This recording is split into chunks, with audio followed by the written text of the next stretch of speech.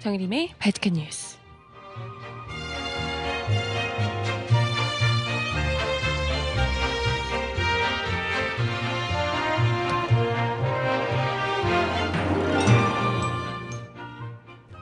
여러분 안녕하세요. 발칙한 뉴스 정혜림입니다.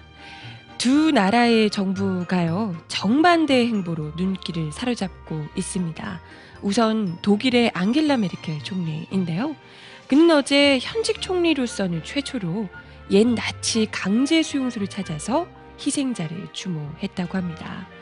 독일의 지도자들은 사실 그동안 꾸준히 제2차 세계대전의 전범국으로서의 과오를 계속해서 사죄를 해온 바 있는데요. 반면에 일본 반위성은요, 어제 해병대를 창설하기 위해 내년에 준비 부대를 발족하기로 하겠다고 방침을 정했다는 소식입니다. 사실상 재무장을 본격화한 셈이죠. 우리가 그렇게 외쳤건만 역사를 잊은 민족에게는 미래는 없다라는 말, 일본에게는 여전히 와닿지 않는 모양입니다. 하지만 최근에 일본에서 벌어지고 있는 원전 사태, 화산 폭발 이런 것들이 왠지 일본에 보내는 역사의 엄중한 경고가 아닐까라는 생각이 드는 것은 저뿐이 아니겠죠? 첫 곡 듣고 와서 오늘 이야기 함께 봅니다. 타샤니의 경고 첫 곡으로 듣고 올게요. 신청곡 있으신 분 주세요. 네, 오프닝에서 시작했던 이야기인데요. 일본과 독일의 전혀 다른 행보에 대해서 많이들 기사를 쓰셨더라고요. 참, 이게 그 나라를 혹은 국가를 어떤 한 인간처럼 객체화해서 보는 것은 사실 좀 이렇게 나라마다 사실 민족성 이렇게 이야기를 하지만요. 그래도 개개인이 좀 다른 거잖아요, 그죠? 그 안에서도 이상한 사람도 있고 또 좋은 사람도 있고 어느 나라나 그러게 마련이라고 생각을 하는데요. 하지만 그 지도부가, 그 나라의 지도부 정부가 어떤 행보를 보이냐에 따라서 그 나라가 전체로 좀 욕을 먹기도 하고 나쁜 민족 이런 식으로 매도당하기도 하고 훌륭한 민족이다 이렇게 또 칭찬을 받기도 하고 그런 것 같습니다. 이번에 지금 앙겔라 메르켈 총리가 어제 나치 강제 수용소, 옛날에 그 강제 수용소 다하우 수용소를 찾았다는 소식이 많이들 언론에 보도가 됐네요. 사실 이전에도요, 메르켈 총리뿐만이 아니고 이게 예전부터 독일의 지도자들은 전쟁 범죄에 대해서 꾸준히 계속해서 잊을만 하면 또 사과를 하고, 정말 진정성 있는 사과, 말로만 sorry 이런 게 아니고요, 진정한 사과를 계속해서 해왔습니다. 그동안 이제 독일 지도자들이 사실 거의 기회가 있을 때마다 아우슈비츠, 굉장히 유명한 그러니까 수용소죠. 아우슈비츠를 비롯해서 국내외에 있는 나치 수용소를 계속해서 방문을 해봤는데요. 가장 대표적인 사례가 1970년도에 있었던 빌리 브란트 총리였죠. 그 폴란드 바르샤바에 있는 유대인 희생자 추모비를 찾아서 무릎까지 꿇고 눈물을 흘리면서 진심 어린 사과를 했던 바 있습니다. 사실 그 눈물이 얼마나 안행된 거 아니냐 이럴 수도 있지만, 총리가 그 독일 국가, 그 나라의 총리가 가장 높은 지도자인 거잖아요. 그런 사람이 직접 무릎을 꿇고 희생자들의 추모비 앞에서 무릎을 꿇고 눈물까지 흘리는 모습을 보였다는 것은 정치적으로 어떤 그 의미를 가지고 있는가, 이게 정말 이제 중요한 거겠죠. 그 눈물이 얼마만큼의 연기였든 진정성이 얼마였든 간에 사실 진정성이 없으면 그런 일은 못합니다. 그렇죠? 그래서 그것을 시작으로 많은 독일의 지도자들이 이후에 또 아우슈비츠를 비롯해서 여기저기 진정성 있는 사과를 했고요. 직접 수용소를 찾기도 하고 또 말로도, 언급으로도 사죄의 뜻을 표하기도 하고 했습니다. 그때 빌리 브란트 총리의 사죄가 세계의 용서로 이어졌다 이런 평가를 받고 있죠. 사실 그 모습만으로도 굉장히 진정성 있는 사과다라는 걸로 많은 세계인들을 감동시켰거든요. 그래서 뭐 그런 이야기들이 있어요. 그날 무릎을 꿇은 것은 한 사람이었지만 일어선 것은 독일 전체였다.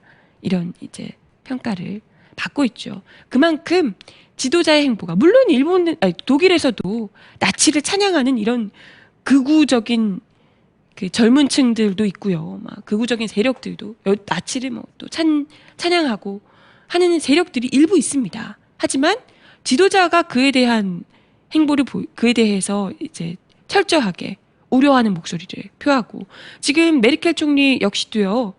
그 유럽 각국에서 최근에 나타나고 있는 극우파, 네오나치즘과 관련해서도 분명히 경고 어린 목소리를 내고 있습니다. 유럽은 극우주의에 대한 경계를 늦추지 말아야 된다. 이런 생각이 민주주의 유럽에 그 자리 잡는 것을 용인해서는 안 된다라고 경고를 분명히 하고 있습니다. 그렇기 때문에 독일이 과거의 그런 잘못들을 분명히 단절하고 이에 대해서 절대 이런 행보들이 한 번 사과하고 마는 것이 아니라 계속해서 사과를 해나가는 것이 이분들을 희생시킨 우리의 잘못을 잊지 말자. 과거의 역사를 잊지 말고 다시는 반복하지 말자라는 것을 계속해서 학습을 하는 효과입니다. 그죠? 근데 이런 모습들 자체가 단지 이제 아까도 이야기 드렸지만 무릎을 꿇은 것이 한 사람이었지만 일어선 것은 독일 전체였다라는 평가가 그러니까 이런 반성들이 독일 전체 그 국가 이미지를 훨씬 더 좋게 하는 거죠. 세계가 독일을 인정하고 그 많은 희생자를 냈던 전범 국가인 독일을 다시 세계의 품으로 돌아올 수 있게 만들었던 마음으로 안아주게 만드는 효과가 있는 겁니다. 그런데 같은 전범 국가인 일본은 너무나도 다른 모습을 보이고 있어서 더욱더 분노케 하고 있는 거죠. 그렇죠? 지금 일본 같은 경우에는요. 계속해서 지금 극우 발언들이 쏟아지고 있는 상황이고요. 사실 뭐 지금 현재 일본의 총리 역시도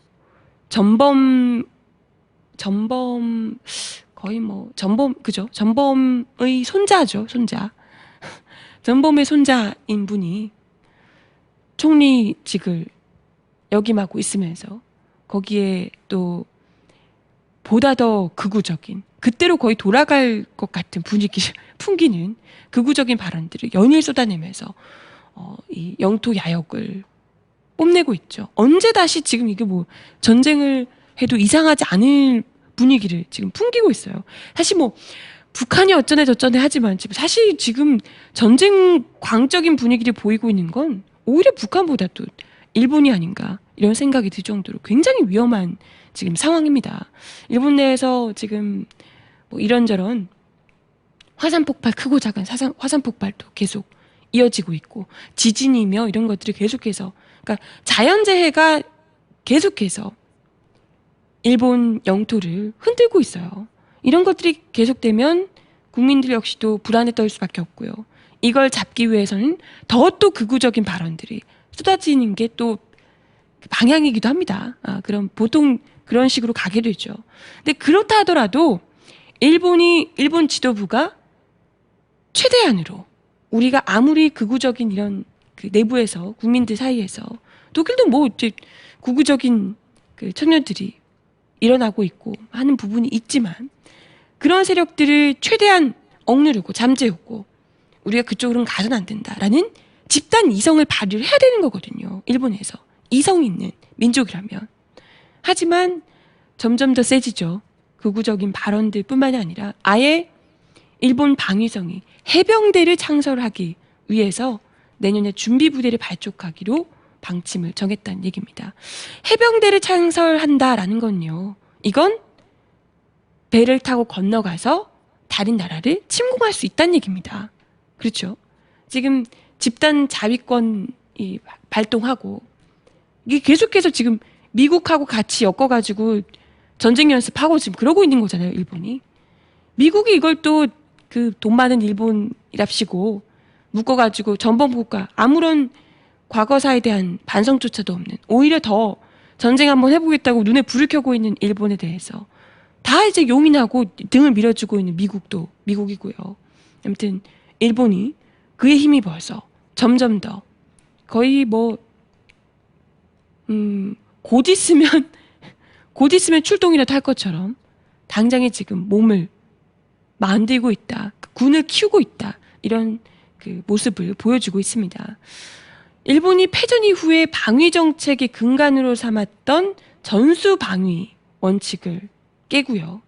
해병대 창설, 그리고 중거리 미사일 등 공격 무기의 보유를 추진하고 있는 겁니다. 사실상 뭐 재무장을 본격화했다라고 볼 수가 있는데요. 이게 이제 집단적 자위권 행사를 의미한다라는 평가입니다. 이게 그죠? 그동안은 이제 해병대가 없었고요. 그동안은 이 육상, 해상, 항공 자위대로 구성되어 있는 공수부대 등 이 특수부대를 보유하고 있긴 했지만요. 해병대는 없는 상황이었습니다. 그러면 이제 해병대까지 창설하게 되면 정식 군대가 된다. 정식 국가의 군대가 된다. 이렇게 볼 수가 있는 거죠. 그래서 그 집단적 자위권이라면 다들 아시겠지만 동맹국이 공격받았을 때 자국이 공격받은 것으로 간주해서 상대방을 공격할 수 있는 권리입니다. 근데 일본은 2차 대전 이후에 집단적 자위권이 금지되어 왔었죠. 근데 뭐 그게 금지했다라고 하지만 스스로가 지키지 않으면 이게 뭐 소용이 없는 건데 아예 그냥 집단적 자위권을 이제 뭐 본격적으로 행사를 하겠다 하면 뭐 일본이 뭐 하겠다고 그냥 나오면 뭐 뭘 어떻게 하겠습니까? 사실. 그죠? 그래서 지금 계속해서 뭐 일본 정부에서도 그동안 이게 뭐 한 번에 뒤집어 엎어서 이렇게 된 게 아니고요. 그동안 계속해서 일본 이 군대를 본격적으로 정식 군대로 요건을 갖추는데 조금씩 이걸 밀어왔었거든요. 차근차근 한 발씩 한 발씩. 그러면서 이제 밑밥을 여기저기 뭐 한국하고도 그랬고요. 중국하고도 그랬고 계속해서 조금씩 분쟁을 일으키면서 싸워왔습니다. 그래서 뭐 온갖 극우 발언들도 쏟아내면서 사실상 이러한 해병대 창설 행보가 뜬금없는데? 라고 생각될 만한 것은 아니죠. 그렇죠? 그래서 뭐 일본에서는 중국과 지금 영토 분쟁을 빚고 있는 센카쿠 중국에서는 또 다른 말로 부르고 다오위다오 뭐 이렇게 부르고 있는데요. 아무튼 이 센카쿠 분쟁을 위해서 센카쿠가 만약에 중국에게 점령당하게 되면 이걸 탈환하기 위해서 해병대가 필요하다. 이렇게 이야기를 하고 있다고 합니다. 그렇다면 이걸 중국이 빼앗아가면 바로 전쟁을 하겠다. 이런 말이라고 볼 수가 있는데요. 한편으로는 이 얘기 듣는데 뭔가 좀 열받는 건 뭘까요? 독도는 그냥 지네 땅이라고 생각하는 거야? 이거 뭐 문제되지 않는다고 생각을 하는 건가? 우리 전직 각하께서 조금만 기다려달라라고 했기 때문에 조금 기다리면 우리 땅이라고 생각하는 건가? 네, 뭐 아무튼 뭐 어쨌건 일본에서 뭐 말은 일단은 중국에게 영토를 뺏기게 되면 센카쿠를 뺏기게 되면 이걸 탈환하기 위해서 해병대가 반드시 필요하다라고 이야기를 했다는데요. 어찌됐건 그 명분으로 이것도 솔직히 말도 안 되는 명분이라고 생각하지만 이걸 핑계 삼아서 본격적으로 거의 뭐 사실상 재무장을 들어가서 어쩌면 과거의 과거사에 대해서 조금도 반성 없이 오히려 그때가 잘 한 것이다 라고 평가를 하고 있는 현재 일본 정부가 어쩌면 그 2차 세계대전보다도 더 끔찍한 일을 벌이진 않을까 하는 우려를 할 수밖에 없는 상황입니다. 지금 뭐 아시다시피 일본 원전이 굉장히 심각한 수준이고요. 이따가도 이야기 드리겠지만 일본이 지금 원전 때문에 쉬쉬하고 있지만 영토 자체가 거의 사람이 살 수 없는 수준으로 되고 있다. 이런 이제 이야기들이 공공연히 나오고 있는 상황이거든요. 그렇죠? 거기다가 계속 화산 폭발 일어나고 있고 사람이 살 수 없는 땅 아닌가 이러면서 아예 일본 땅을 버리고 다른 나라로 가야 된다. 이런 이야기들이 이제 여기저기서 터져나오고 있죠. 그래서 이 불안에 떨고 있는 일본이 보다 더 극우적으로 아예 무슨 이전에 일제시대 그 2차 대전 때처럼 주변에 있는 나라들을 침공을 하려고 정말 해병대까지 꾸렸겠다. 나오는 게 아닐까 이런 걱정을 하게 됩니다. 그렇죠? 해병대의 주 목적이 원래 상륙작전이죠. 과연 어디에 상륙하려나 그러시는데요. 글쎄요. 어디? 가장 가까운 한국? 가장 가깝고 가장 만만한 한국? 몰라요. 지금 아까 보내주신 기사에 따르면요. 우리 한국이요. 일본이 지금 이러고 있는데 하필이면 요 타이밍에 우리 공군이요. 대한민국 공군이 일본의 항공자위대하고 합동 군사훈련을 실시했다는 기사가 나와 있네요. 우리 공군하고 일본의 항공자위대 합동훈련, 처음으로 합동훈련을 했다고 합니다. 대체 왜 그랬을까요? 이러니까 일본이 해병대를 창설하는 만에 해도 한국을 걱정을 안 하나 봐요. 싸울 생각을 안 하나 봐. 어차피 한국은 다 일본이 열라 그러면 다 열어줄 텐데 이렇게 생각하는 건가? 우리 뭐 어차피 내 식민지인데 뭐 이렇게 생각을 하는 건가요? 진짜 이 와중에 이렇게까지 이 집단적 자위권 추진을 노골적으로 일본 아베 정부가 드러내고 있는 상황에 해병대까지도 지금 창설을 하겠다라고 하고 있는 와중에 한일 합동 군사훈련이 과연 적절한 것인가? 이건 묻지 않을 수가 없나요?